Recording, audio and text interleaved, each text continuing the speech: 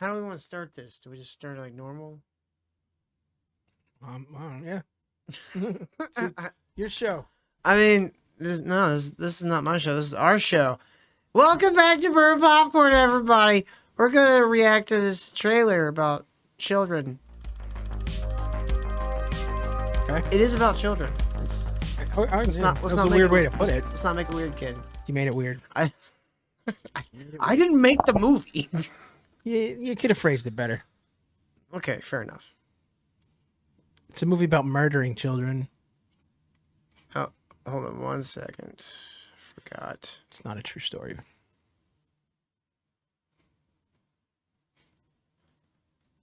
It could be a true story. You don't know. Well, I'm sure there's somewhere where a kid's getting murdered, but this isn't how it happened. This is a true story that happened in my town.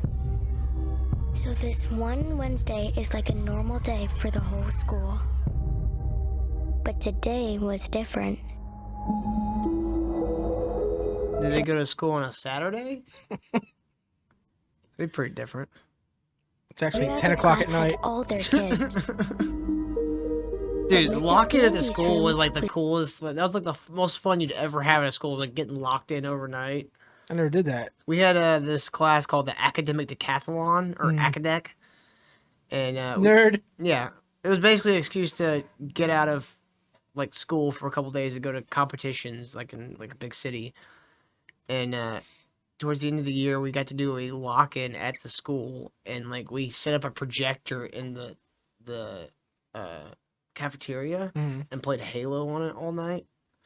Like That's pretty cool. we got like one of those big, like the big projector screens they Yeah, pull yeah. up for like the whatever overhead projectors. I brought my dad had a projector for the church, and I borrowed it to take it to the school lock-in. So you're king for a day? Oh, dude, it was awesome. We just like we were literally running around the hall. We were playing hide and seek. We turned all the lights off in the school and was playing hide and seek. I didn't have that. I had Hell Week for football, where you slept in the school for like 4 days. Oh yeah. It was kind of cool because they're not they can't watch. There's too many kids, so they obviously one kid stole the golf cart they used to get around the school and dude, shit. He was yeah. driving it inside and shit. Oh man. I was I was king for a day, not for a projector, but my parents were the managers of the campground that was right next to the thing, and it had a swimming lake. So I got them like after practice. I got approval from the coaches and my parents. I brought the whole football team into the swimming lake for free and shit like that. It's pretty cool. It's like I don't want to brag, but I was pretty cool. I was pretty cool in high school. It was where I peaked. When I lived out in Colorado, the town I lived in was like right on the Royal Gorge. And there's like this tiny amusement park on the Royal Gorge that has some actually like has like 3 rides, but all of them are pretty badass. Mm-hmm. And one of them is called a sky coaster, and it's not a roller coaster. It's one of those slings Okay. where you like lay 3 people down and they pull you up by your feet and they swing you out. Oh, okay, yeah. Well, no, I'm the- never doing that shit. The girlfriend of my bandmate's roommate. So, like, my bandmate was Brad, his roommate was Ed, and his girlfriend was Molly. Molly's aunt worked at the campground and got us all in for free. Dude, I took Poe in there. Poe immediately took a shit in the middle of their lobby. How old is this dog? Like 7 or 8 now. Oh, I'm thinking you were a kid when you did this. No, this was like probably like 6 or 7 years Okay. ago. This is when I lived in Colorado. I never lived out there with my family. They weren't cool enough to go to Colorado. That's how you want to put it? Colorado, like, it's pretty. It kind of sucks. Because, like, Denver, which is, like, the best looking city, super blue. So it fucking sucks. I live in Minnesota. Welcome to my world, buddy. Colorado Springs, very red, because that's where the base was. Kind of a shitty town. And then the next town closer to us was called Pueblo. That was the murder capital of Colorado. Dude, I saw a video from Pueblo, Colorado, of a dude carrying obviously a dead person in a suitcase and putting them into a dumpster next to the highway. Like, there's cars passing him while he's doing this. I think there was even like a foot sticking out of like one. Nobody gave a shit. No one even noticed. That's like that scene from Always Sunny where He goes, "Oh, we're gonna jump off this bridge." And he goes, "What are you doing? Somebody's gonna try to stop you." He's like, "No, this is Philly. Nobody gives a shit." And then as a car goes by, "Jump, you pussy!"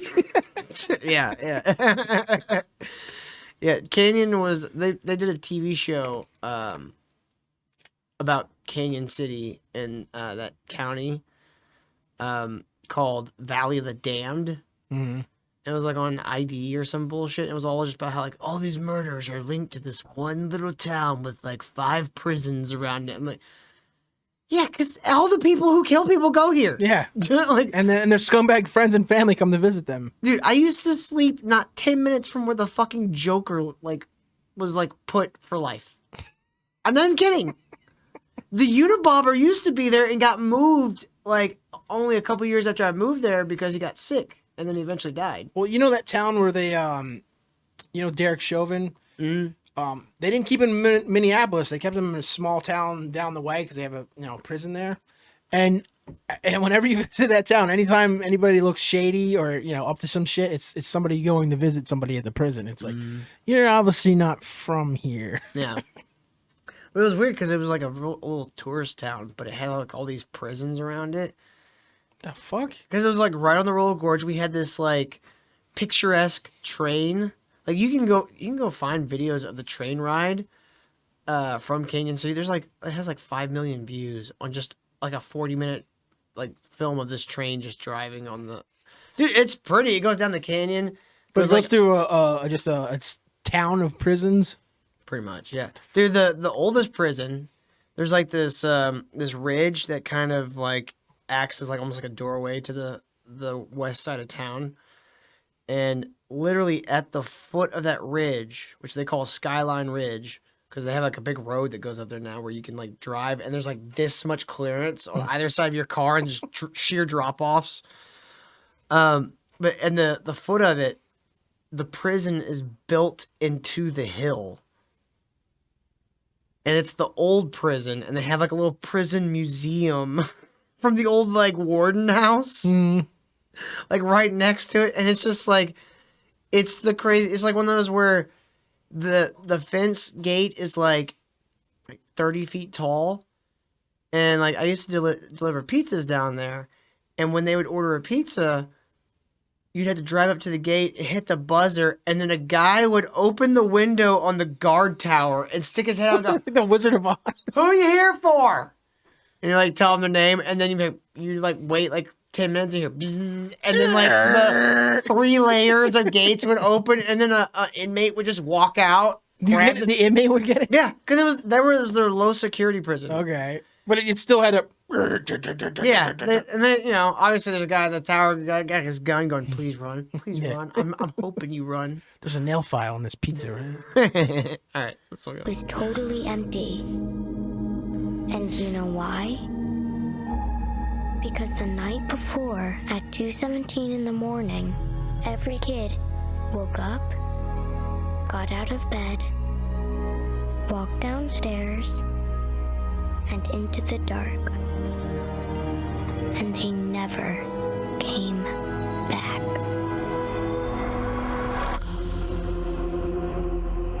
Okay, interesting premise. So, do you know anything about this movie? No, I looked to see if it was a true story. I know it's based on some true event, but I doubt it's that, where every kid just disappeared in the town. I don't know. But you know who wrote and directed this movie? No, wasn't Ryan Coogler up to watch this, or whatever the hell, like the guy that did Sinners? So, this movie is written and directed by Zac Cregger from Whitest Kids U Know. Oh shit! Okay. The last movie I saw of Zac Cregger, I actually watched with Zac Cregger in Orlando, Miss March. Fucking name drop over here. Wasn't watching next to him. He was in the room with Trevor Moore. Fucking name Dude, drop. Trevor Moore was being real fucking creepy. He had like a trench coat on and was just leaning against the wall. Just like He just did that probably just to creep everybody out. probably, but like he was like standing like right over there. I was like hitting my friend. I was like, dude, I think that's Trevor Moore just leaning against the Isn't he wall. like 8 feet tall too? That guy was. He was like 6'7". He was like really tall, and like we were like, why is he dressed like the Unabomber? Just probably did it for fun. The guy was whacked out of his mind. But like, so that was a movie that I don't even remember who got Trevor and Zach to do that movie for him. But that's the last movie I've seen Zac Cregger do or be in. Like, I thought they were kind of all out of the game, more or less, now. And then this fucking shit drops. And I heard recently that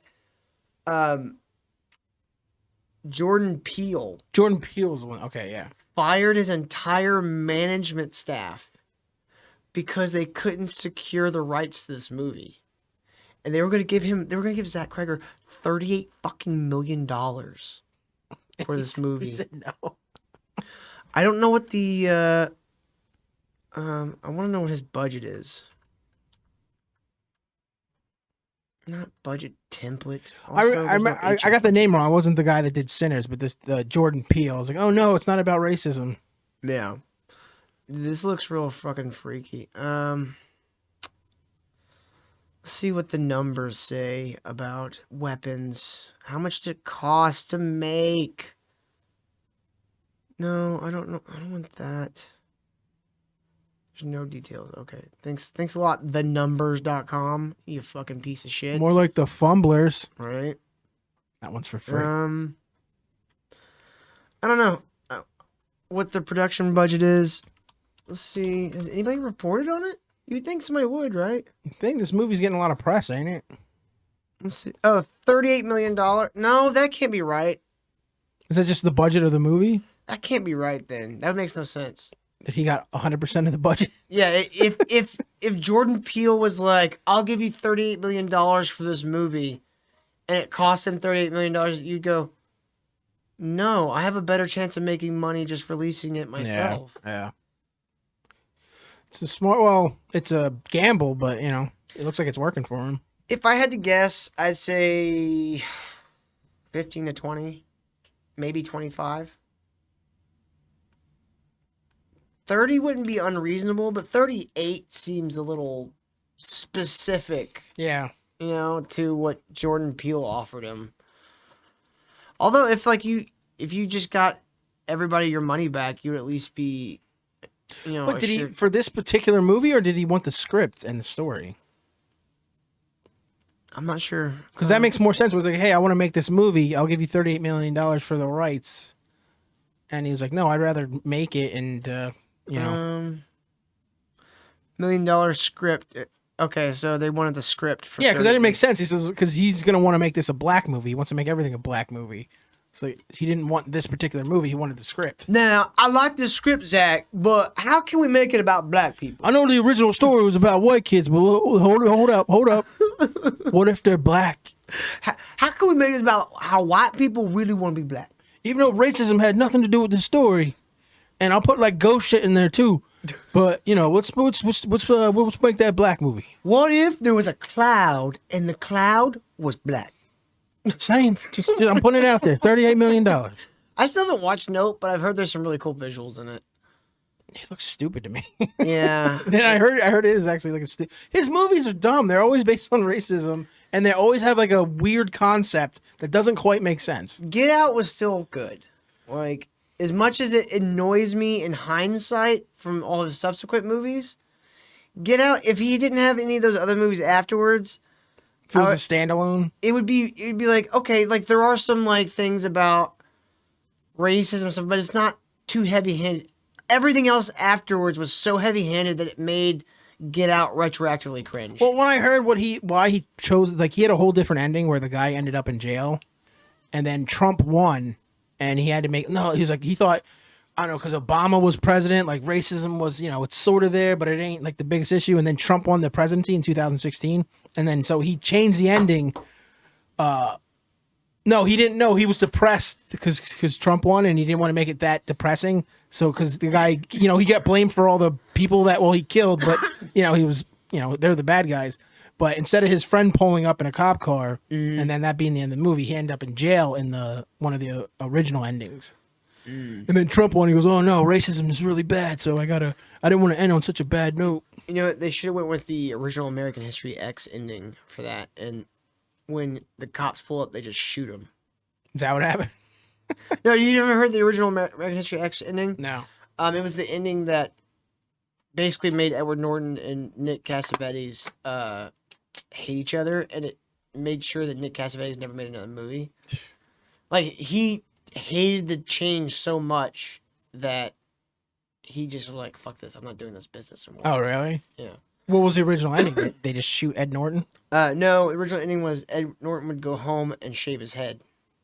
Oh, okay. No, I think I did. I think we didn't even talk about that one. Yeah. And honestly, I like that ending because it's like it's not justifying like being a skinhead. It's justifying for this guy why he's a skinhead. Yeah.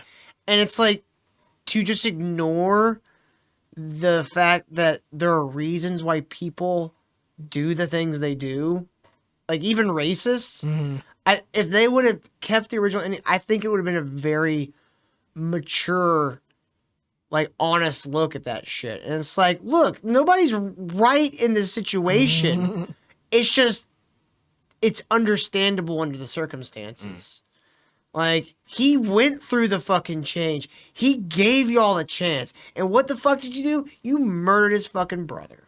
No, that actually makes more sense than them just being all sad and then, you know, the Yeah. But I get why they wanted to change it. It's very bleak. It's bleak as it's and bleak, it bleak deletes no all of matter his what. progress. It's bleak no matter what. Yeah. Now if they would have somebody goes back, do the original ending, and then put in Kanye's new song. I think somebody should just do that edit already.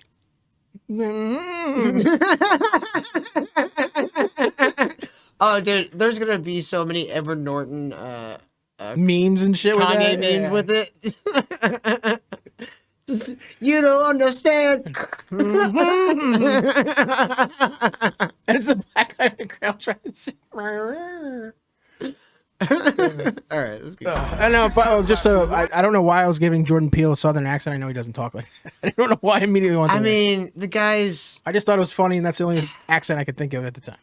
It's weird because I really liked him when he was in Key and Peele. I thought they were very funny. He was probably always like this, but Chelsea Peretti made him like 100 times worse. Yeah, it's almost like he had a fucking worm tongue in his ear. Yeah, but it would make sense if now he's like a black dandy. Did you hear that term recently? Black dandy. I've been calling. I think I've called you a dandy. I never Well, no, black dandy. not a dandy, a black dandy. Was that just a closeted gay Yes. black guy? Yeah, exactly. Verbatim. Call him that. Josh Brolin's in this. Oh, dude, I love me some Josh The Broly's. Brolster. He was my favorite character in Dragon Ball Z. Josh I don't Broly. remember that. Josh. He was in one of the movies. Yeah. The one where the white guy played. And the Return of Josh Broly. Hey, it's a silver server. I believe there was also a cyber Josh Broly at one point. I think it's best if you keep some distance. I have no from idea this what the hell place. you're I talking think there was a robot. Broly was a Saiyan that came back to Earth and Goku had to fight. It's like every story. That But it was like the one of the early ones in the movies. Like the very first Dragon Ball Z movie was like Tree of Life or some shit, and then after it was Broly. And he was like a massive motherfucker, and like he kicked the shit out of Goku like a dozen times. Oh. But because Goku's Saiyan, that just makes him stronger. So you got to kill him first. I always first thought that time. was like a really cool like character like trait. It's like they can die, but if you kick the shit out of them to within an inch of their life, they're gonna come back 5 times as strong. Well, I don't know if you're watching Invincible. That seems to be what their characters are too. I mean, it's It's like it's Dragon Ball Z with cursing and nudity with a cartoon form.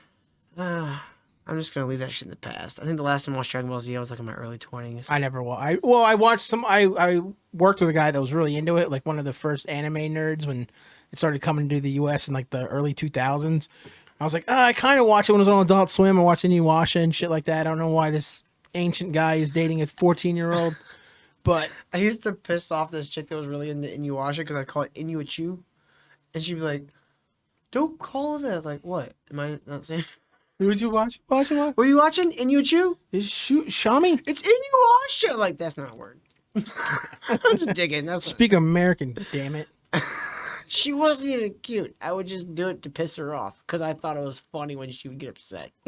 Yeah, it seems to be a trait of you. Some people can't tell if I'm flirting or just genuinely being a terrible person. Weirdly enough, it's kind of the same thing most of the Yeah. time. It just seems like women are terrible. Yeah, it's weird how that works.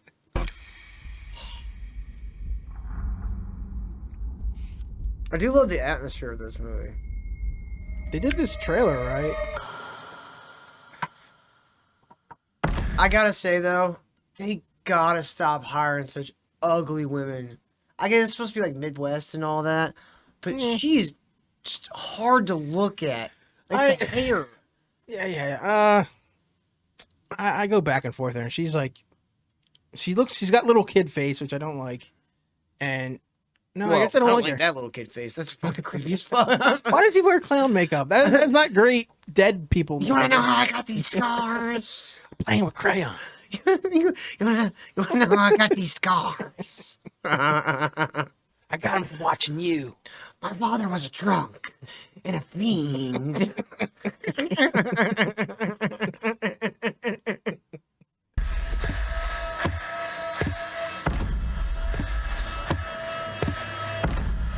Matthew, She where just are looks you? like an anemic German. She looks like fucking Kentucky trash. Like it's. You remember Diane Kruger? Yeah. Fucking gorgeous, right? Not so much now, but Oh, yeah. I mean, that when Inglourious Bastards came out 20 years ago, Yeah, gorgeous. Yeah. She looks like if Diane Kruger became a vegan.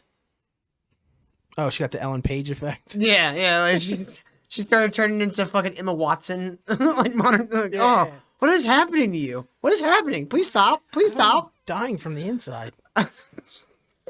You're making me down the Yeah. inside watching you. I think your bones are dying first. Where did you go?